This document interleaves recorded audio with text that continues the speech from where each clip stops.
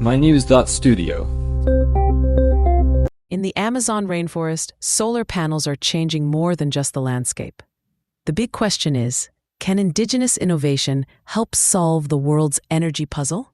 Today's date is June 3rd, 2025. Let's get started. In indigenous communities like Alto Mishagua in the Peruvian Amazon, the move to renewable energy isn't only about getting electricity.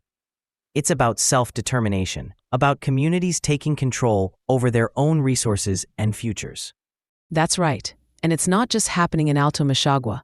There's the Sabo Alliance, which brings together the Sikopai, Aikofan, Siona, and Waorani nations. Together, they've installed more than 120 solar systems. But what's really important is that community members themselves handle the procurement, installation, and maintenance of the systems. This means they aren't dependent on outside contractors or government programs.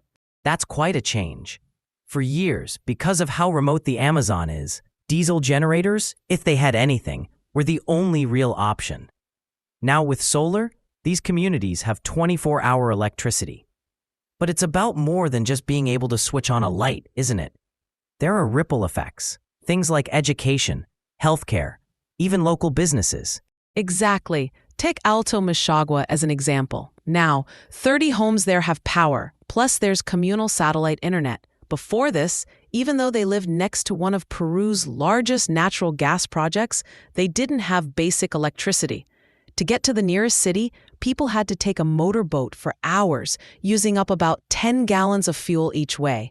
It makes you wonder, how do you plan for the future in those conditions? And it's not only Peru. In Brazil, Villa Limera used to have just 3 hours of diesel power each night. Now, they have solar electricity around the clock. Villa Restoration too, but their energy costs dropped by 60%. So these aren't just small pilot projects, they're real examples of big changes. There's another aspect here. Access to reliable energy is giving these communities tools to protect their land. With solar-powered systems, indigenous guards can monitor for threats like illegal logging, oil drilling, and mining. It's not just about convenience. It's about having control over their own territory. But how are they paying for all this? And who keeps it running? Solar systems aren't cheap, especially so far from cities. The projects that work best are those with outside funding but led by indigenous communities. For example, the Alto Mayo Protected Forest Park Service partnered with Conservation International. Sometimes there are corporate partners too, but the key point is that communities keep decision-making power. Training is a big part. Local teams are taught how to maintain and repair the systems themselves. That way, they don't need to depend on someone flying in from Lima or Sao Paulo. That training is essential.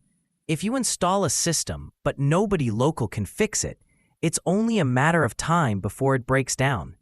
I'm wondering, could this model work elsewhere? Could rural communities in Africa or Asia do something similar? That's the central question. The model relies on adaptability. With the Sabo Alliance, for instance, technical teams are built from within the community and they receive specialized training.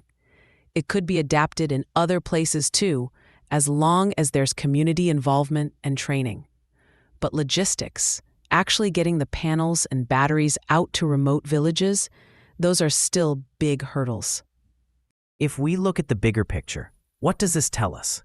There's a story here that challenges the usual idea that innovation only happens in big cities or high-tech labs.